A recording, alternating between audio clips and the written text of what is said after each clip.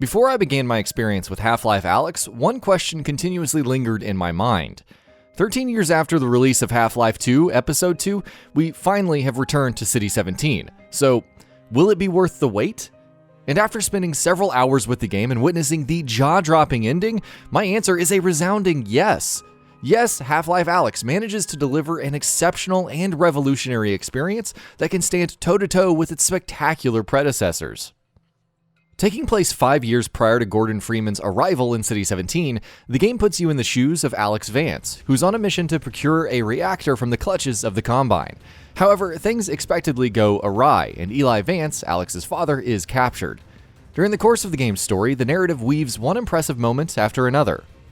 From surprise character appearances to one of the most astonishing endings in video games, Half-Life Alyx delivers an intriguing plotline that never lets up until you see the conclusion.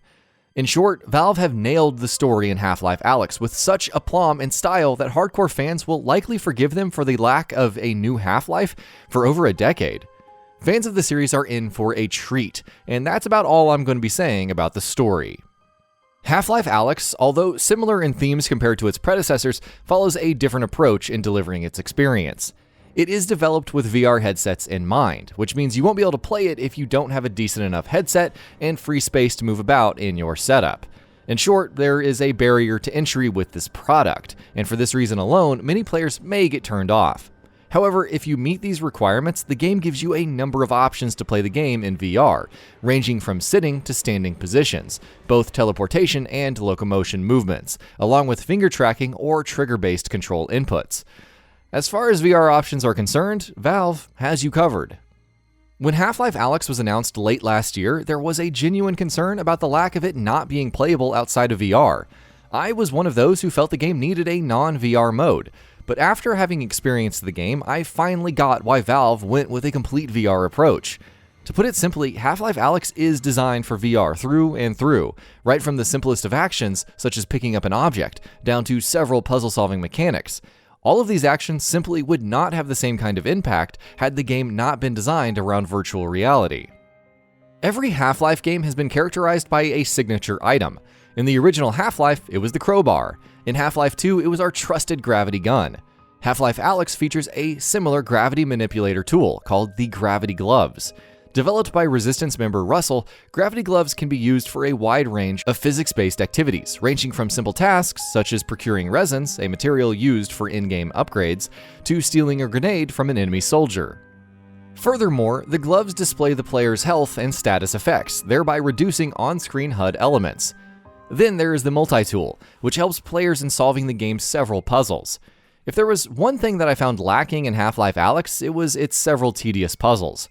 Often presenting no difficulty, these puzzles were more like gameplay obstructions rather than something that enhances the experience. And as such, I found them to be an annoying nuisance at the worst of times. Half-Life Alyx does a barrage of things perfectly, so it had to do something wrong, right? Speaking of the things that it does do right, however, Alyx excels in delivering excellent combat scenarios through some brilliantly implemented gunplay mechanics. One crucial point to note here is that the game tends to drift towards the horror side of things by putting Alyx in pitch-black areas and narrow corridors, and playing in VR can make these scenes rather uncomfortable and scary for some players. You have your trusted pistol, a shotgun, and SMG, some grenades, but there really isn't much here in terms of firepower. You can collect resins and upgrade your weapons using the Combine Fabricator, which, by the way, is also locked behind some annoying puzzles.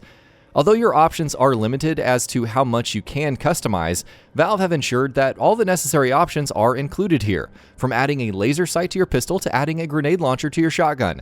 The limited number of options work really well within the context of the level design. Add to that the fact that the guns sound great, and the immersion factor of the gameplay experience, especially in combat encounters, gets heightened even further. Enemy design is something else that Half-Life Alyx excels at. From the returning headcrabs to the eerie barnacles, Valve have expertly designed the game's enemies. There are also a number of new enemies along with a new pursuer type who is a complete menace, to mention a few. Of course, I won't be talking about them too much since I don't want to spoil your experience with them, but what I can say is that these monsters are a terrifying menace and will scare the hell out of you.